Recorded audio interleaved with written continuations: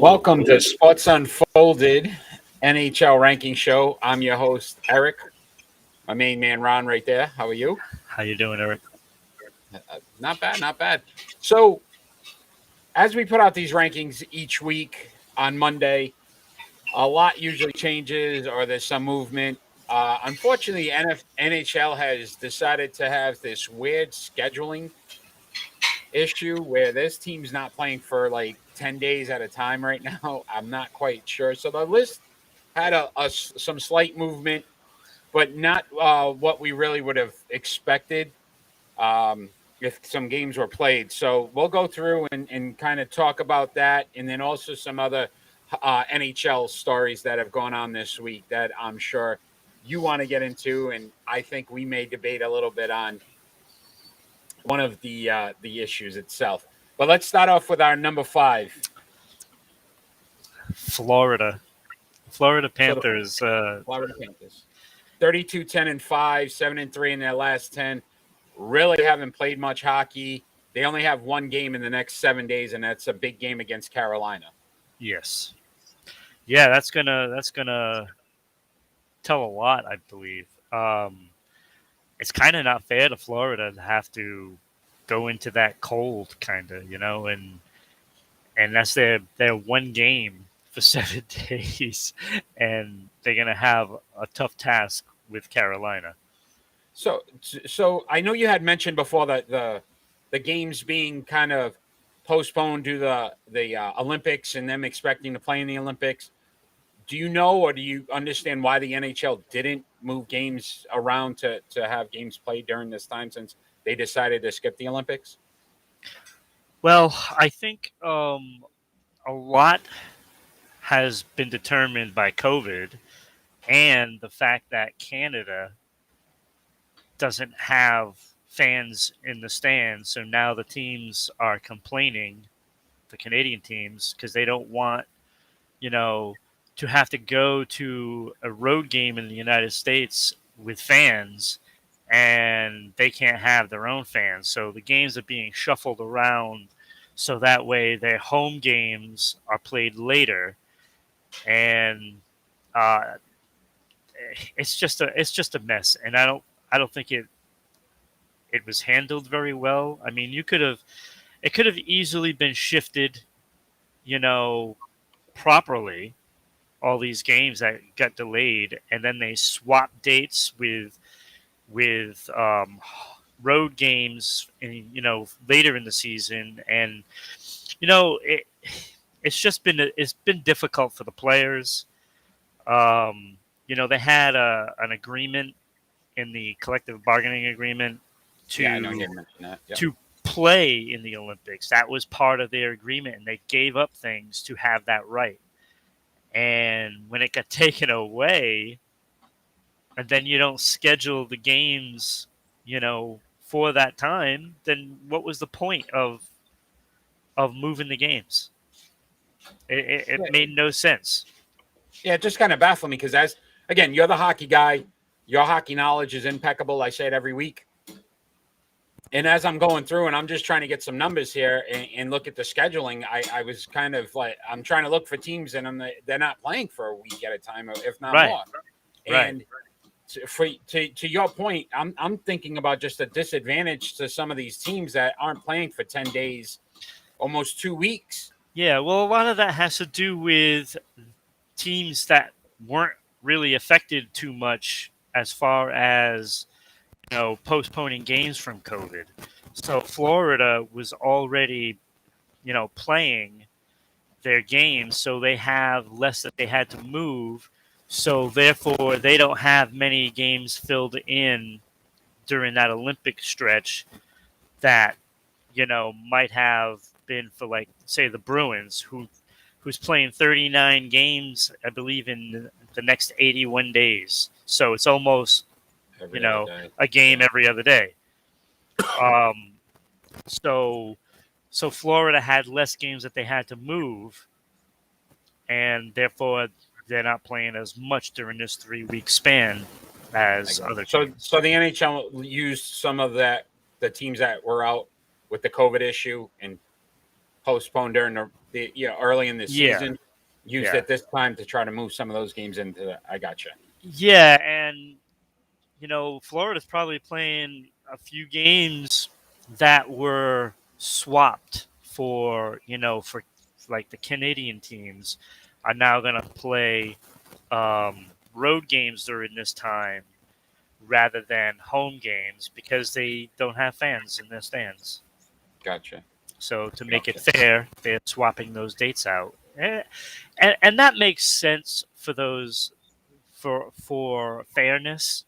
To be honest with you, it's just been a scheduling nightmare, and that's going to cost some teams like a long layover, Yep. and other teams are like packed in games. So No, you know, makes sense. Makes sense. I appreciate you, enlightening us on some of those. yeah, I mean, there's a lot that the NHL could be enlightened on, but you know, those are other stories. All right. So let's look at number 4. So this is again a fun team. I know we're excited about what they've been able to do. Yeah, they got a lot of skill. They can score some goals, and but it's still defense first. And Minnesota has proven that they can hang. Look, like I've been saying, they're one of the best teams in the Western Conference, and they're going to be around for the long haul this Yeah. season. So they're Yeah. looking good.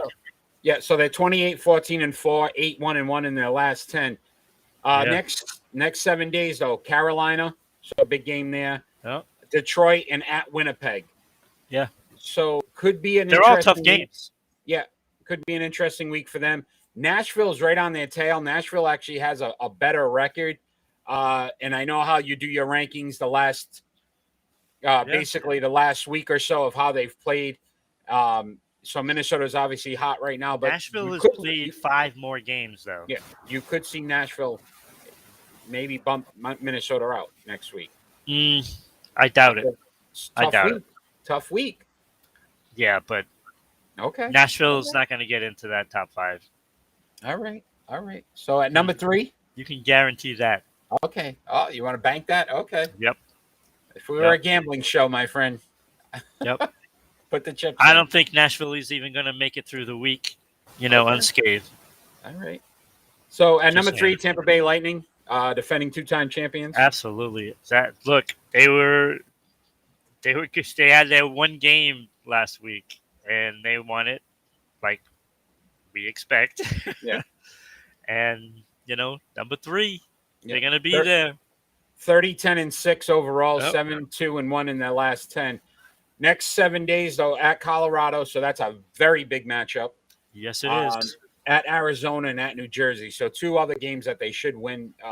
You would assume they win. The only question I would have for you is Toronto. So Toronto, I know, is nipping at their butt as well. Toronto is right now. I have them at the 6th spot, so they are right there. And they went 2-0 last week, and they are right on the tails of those top 5 right now. They're playing some good hockey. If they can pick up a defenseman, they're going to be a force to be reckoned with. And would you the trade deadline again for those that might not know? March 21st, I believe. Correct, right? So again, maybe see some movement from some of these teams just to make sure that they you make that last playoff push for the Stanley Cup. Yeah, I think you'll probably see some people being moved in the next week or so. Primarily because some teams are going to need to get some bodies, like the Bruins. Yeah, they could. We'll talk about that later, but yeah, there could be some issues. All right, and number 2, Carolina Hurricanes. Carolina Hurricanes have been pretty consistent. 31. Oh, go ahead. They're just playing some great hockey. I mean, 9 regulation losses. I mean, goes without saying how good they are. Like, They have speed. They have scoring depth. They have defense. What a difference Dougie Hamilton makes. I'll tell you. Yeah, he's probably having one of his best seasons as an all-around player, and so it's no surprise that Carolina is there and right at the top, really. So 31-10-3, 7-2-1 in the last 10. This week though proves interesting. I think the Rangers, keep an eye out for the Rangers, who are right behind them. They're playing at Boston, at Minnesota, and then home for Florida. Yep. In the next 7 days. So Carolina, this is a tough stretch. This is gonna honestly see how that good Boston they are. Game might not be so tough though. Yeah, Boston's down a few players. Yeah, a few. One well deserved, but we'll discuss that in a little bit. Yes, absolutely. So remaining at number one, Colorado. Avalanche. Yeah, they did have a loss. Overtime loss. Yeah. So, I didn't really hold it against them because Carolina didn't play. So, I didn't want them backing into first place. Yeah. Overall. But you're looking at Colorado, Carolina, Tampa Bay right now. There's nobody playing better than those three teams. Yeah. No one. And still best record in the NHL right now. Absolutely. 32-8-4. Absolutely. Like you said, 9-0-1 in the last 10. That's a lot of games though. Ridiculous. In the next 7 days. So they got 4 games. Tampa Bay, so obviously a major matchup there. Yep. And then they go at Dallas, then home for Dallas, and then at Vegas. And Vegas again, one of those teams that's still a playoff team right now. Don't even count out Dallas. Like Dallas has got a great record. They're 23-18 with 2 overtime losses. Look, if they were in any other division, they'd be a playoff team. Problem is they're in a division that 4 teams are ahead of them are playing well, and it's going to make it tough. But don't be surprised if Dallas makes the second wild card spot. Which we're do not be surprised because I think that team is very, very good. Yeah, awesome stuff. So let's bring up that list real quick before we get into some other NHL discussions here. So as it stands, this was last week's, so Monday's rankings. And you got number 5, the Florida Panthers. Number 4, the Minnesota Wild. Number 3, the Tampa Bay Lightning. Number 2, the Carolina Hurricanes. And at number 1, remaining at number 1, the Colorado Avalanche. Every Monday, we put these lists out. Ron is doing all his due diligence to make sure he's kind of looking at what the team's doing currently. And that's how we compile the list. We put it up everywhere and anywhere. So Discord, Anchor, everywhere. Twitter. It's on everything now. Jib Jabber. It's everywhere. So if you follow any of us on any of these, you'll see these lists every Monday. And that's basically our NHL top 5 and for it the depends week. on who they play as well, too. So, a lot of factors. I factor everything in. And you do a good job at it. You do a very good job at it. But we're going to have to discuss some NHL situations in that team that you're wearing right now on your head, and one Mr. Brad Marchand. So I'm going to ask you first, as a Bruins fan, a diehard Bruins fan, do you or can you condone the acts that he's doing now on the ice? What he did last night was terrible. It was stupid, and look, something was said to him. But really, you're going to worry about what somebody says to you? And he deserves a suspension after that. So how many games do you think you would give him? I think, look, he already got a 3-game suspension this year. Whether he deserved that one or not, I don't think he did. Looking at it over and over, it was questionable whether it was on purpose or not. I don't think it was on purpose. Last night, though, that was on purpose, and it is unacceptable. Look, I don't see it being any less than 6. I'm expecting 10. And if it's 10 games, the Bruins are in trouble. So if I'm the coach Mm. and I'm Bruce Cassidy at this point, what do I say to Brad Marchand to say, look, A, you're hurting the team. B, it's not smart. No. And the funny thing was the cheap shot on the goalie when he just tried to cold cock him. Oh, yeah. Right? He's going to get a suspension just for that. Yeah, but I was more upset about the fact that the goalie was trying to give the puck to a fan. These fans pay money, and he slaps the puck off the stick, grabs it, throws it down the eye. Like, Yeah. Look, at the end of the day, I understand what he tries to do. He tries to be an agitator. He tries to get in people's head. He tries to make them have dumb penalties because they want to get back in him. But there's sometimes called sportsmanship as well. And what the goalie was doing at that point was legitimately for a fan. Yeah. Somebody who's paying money, who went and paid money to go see you in Boston. Yep. And that's how you react to it. We know. It might not even have been for a Pittsburgh fan. Well, again, it depends on what there was a Pittsburgh fan behind. They said he was trying to get. I'm just saying, it might. It doesn't matter. Yeah, regardless, a fan. I didn't get that. And then to your point, regardless of what was said, when he decided to throw a punch at the goalie, it didn't even make sense because it wasn't during a scuffle where they were still actively talking. It was after the play. It was so much later in the game, and it didn't make sense to me as to why he would decide to do it then. I just didn't get it. I don't understand. To your point, 10 games to me, if it hurts the Bruins, maybe it wakes him up a little bit. And if that knocks him out of the playoffs because they go on a stretch here where they can't win some games without him. That's good. Right? Then maybe he wakes up and realizes that he's not helping this team anymore by what he's doing. There's a lot of that game that really was disturbing, in that final 10 minutes or so. Marchand just capped it all off, and it makes Boston look like crap, for lack of a harsher word. We try to be look, family friendly here. Marchand might be one of the top 5 players in the league, all around player. But at some point, the hurt that he's going to possibly bring Boston this year. First of all, he's already been suspended 3 games. He missed a chunk with COVID. And if he gets suspended, and I expect it to be 10. I do expect it to be 10. I think, look, he didn't go to the All-Star game. Why? Because they don't like him. Mm-hmm. Period. And,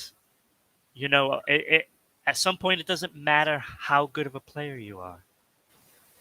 And I would not be surprised down the road if they start installing fines for teams that have players that constantly do this. And you heard, if you watch the All-Star game, Tom Wilson got booed by the fans at an All-Star game. Which doesn't. Because he shouldn't be there. He shouldn't be there. Ovechkin didn't play, so you replace him with Tom Wilson? Really? Really? I would have had literally anybody else on that team. You don't send Tom Wilson to the All-Star game with, when you're not an All-Star. Yeah. And you're seeing these behaviors. The fans don't like it. And how do you think the fans in Boston felt last night? Yeah, I'm sure you'd be embarrassed by it. It's embarrassing. It's an embarrassment to the organization, to the fans. Yeah. And honestly, it doesn't make you want to root for him, regardless of how good he is. After what happened, you lost Bergeron. Yeah. Which is another issue. Okay, look, I don't think Sidney Crosby intentionally tried to hurt Bergeron. But he did knock him over. Bergeron never had the puck. Whether it's an accident or not, it's still an interference penalty. But he didn't get penalized. And there you have Bergeron hitting his head up against the boards and knocked out of the game. And we don't know how long he's going to be out yet. I mean, with concussions, Yeah. and let's make no mistake about it, it's a concussion because I saw his head hit the boards, and you can hear it in the crowd. Like if they can hear it up in the booth, Yeah, it's pretty hard. That's a hard hit, and so we don't know how long he's going to be out. And then your Marchand, who, knowing that Bergeron hasn't come back into the game, so there's something wrong, and the players had already known what it was, and then you go and do that. So now you could potentially without Bergeron and Marchand for a week, maybe more. Yeah, that's not that's doesn't just bode well. stupidity. It doubles down on the fact of what he did. It just doubled down, and so you got to go. Look, they felt it. Okay, they had a power play. They had no offensive attack on that power play, and when you have offensive face-offs and you don't have Bergeron in there on the power play, that's why you can't win a face-off. Yeah. And it's all those things compiled, and that's going to cause problems with Boston for the next week or so. However long Bergeron is out, he could be back next game for all I know. But if he is out for a week and then Marchand gets suspended, now you got to get somebody in there. And this is why I say there's probably going to have to be a trade, soon for the Bruins if those two are going to be out. Because you can't go in to the next week or so with Haula as your number one center. You can't do that. I know the line is playing good, but the second line was playing good because they're playing, the second line of the other team. So they are not playing. Like Bergeron played against Crosby the whole night. Crosby was non-existent except for that goal on the power play. That's Crosby's offense.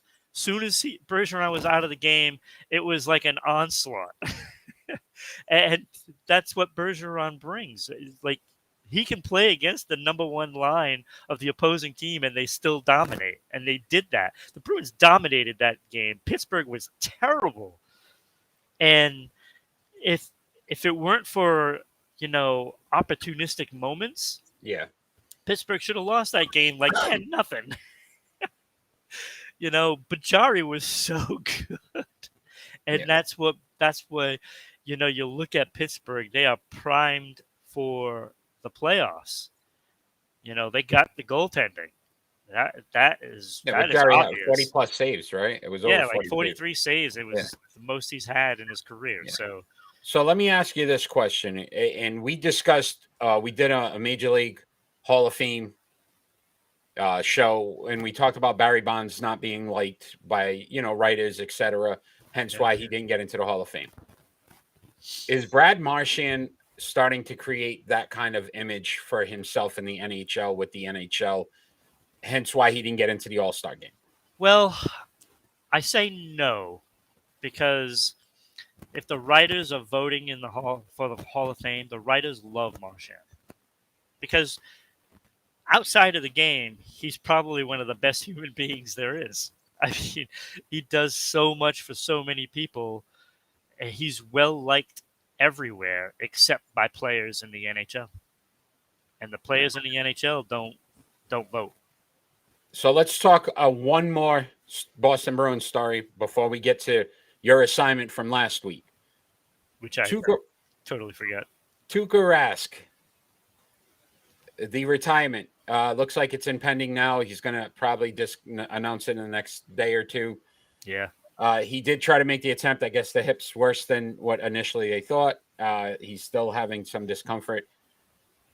How upsetting would this be for the Boston Bruins when it comes to the goaltending situation?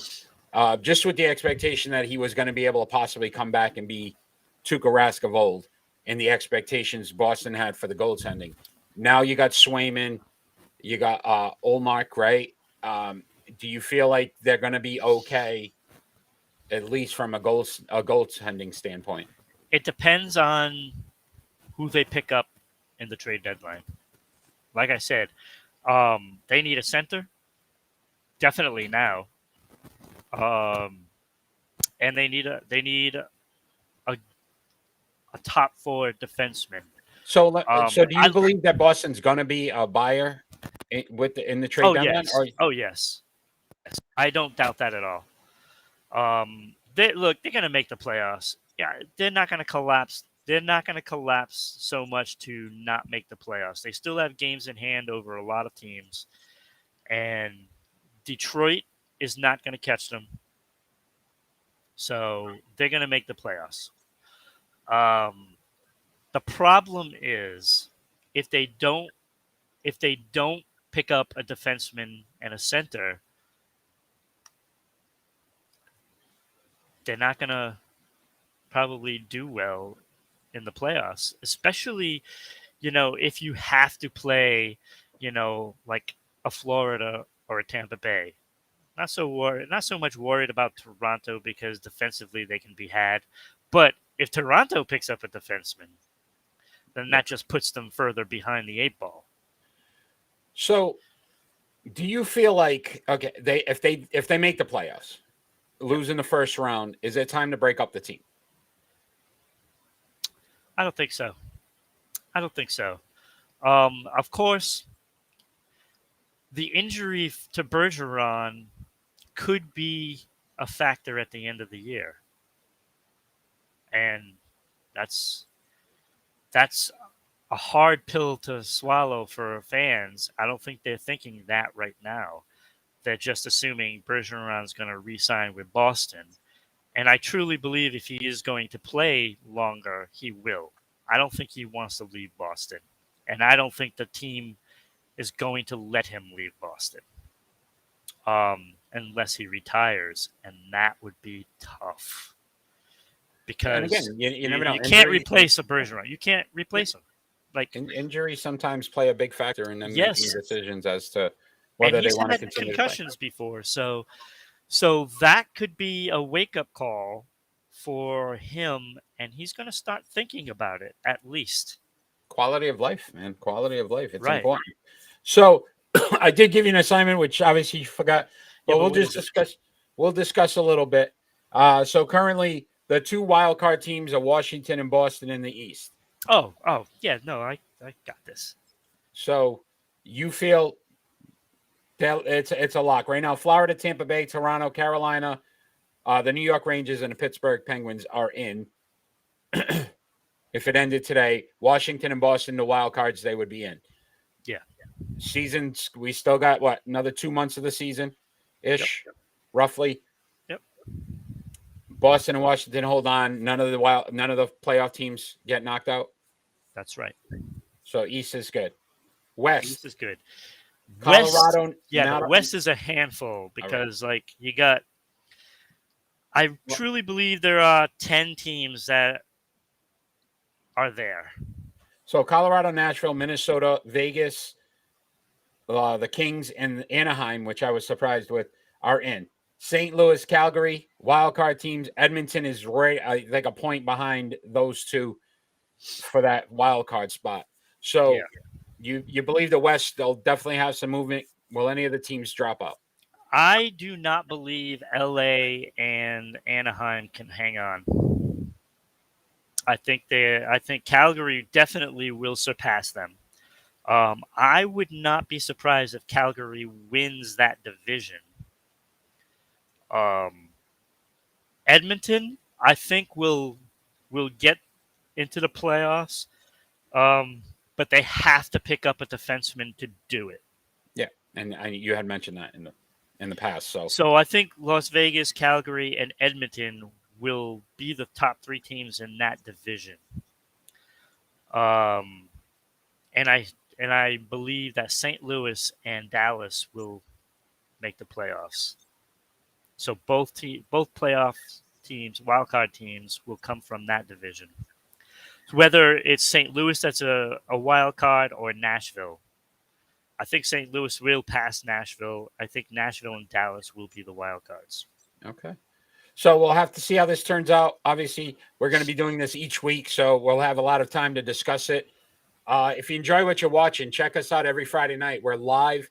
We're fan interactive. We do all topics, so we cover all the major sports that are going on from the past week.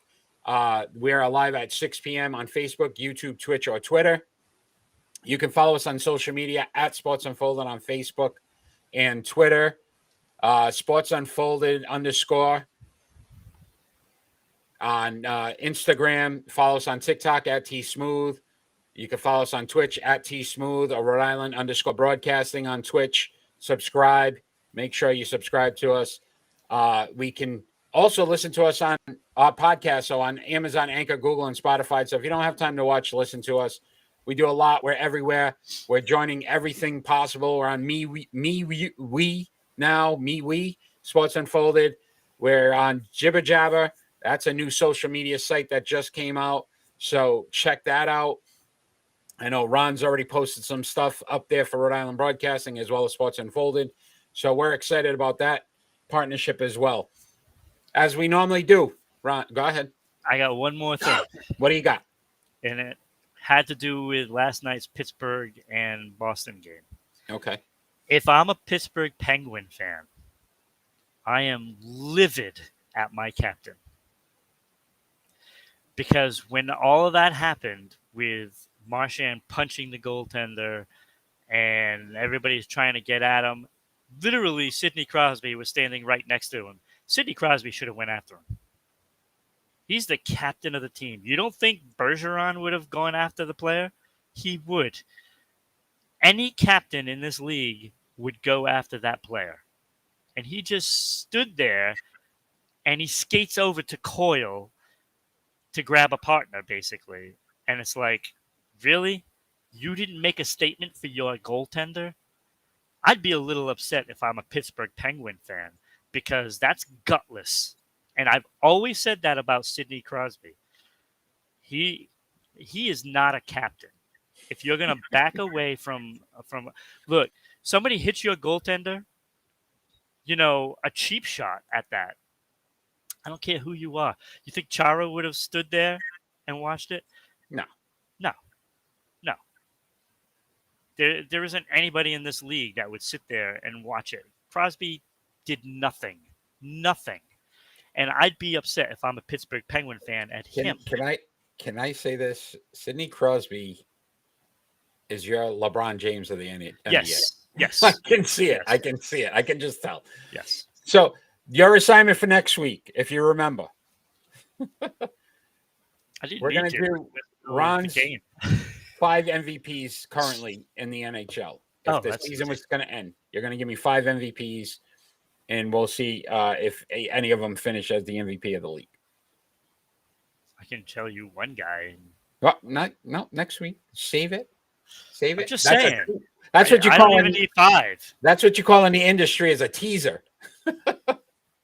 So we're excited about that. So once again, thanks for joining us for our NHL ranking show.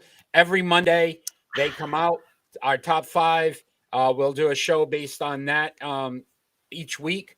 And check us out on Friday night, 6 p.m. The entire show. So we've got a lot that's going to be happening. We're going to do our face-off, and we're going to talk about the NFL's new kickoff rule that they possibly could implement that they did in the Pro Bowl. And if we like it, or who likes it, who doesn't. It's very strange the way they did it. How about our face-off? If it ain't broke, our triple play. We're going to rank these all-time 3 great scorers: Kareem Abdul-Jabbar, Karl Malone, and LeBron James. Really? Ooh, yes. And then we're going to rank for our pick and roll. We're going to rank all 7 of the coaching hires from top to bottom, who we feel is going to be the most successful to the least successful. Are they all filled? They're all filled now. I know Lovey got the job Lovey got in in Houston, yeah. What was the Yeah. other one? Miami had not McDaniels, Mike something. I don't remember his last name currently. Mike something. From San Francisco. Okay. So he's there as well. I'll have all the names for you. And then we're obviously going to cover all some of the top stories, including Alvin Kamara and his arrest after the Pro Bowl. That should be a fun conversation. Yeah, that should be a fun one. That should be a fun one. So, Ron, I'll see you on Friday night. Fans out there that have watched, appreciate it. Those are going to watch afterwards. Check us out. Follow us at Sports Unfolded on Facebook, Twitter, and at RI Broadcasting, right? And let us all know what you feel about Sidney Crosby not going after Marchand. Absolutely. I'd love to hear your opinions. We'll see you out there. Peace. Take care.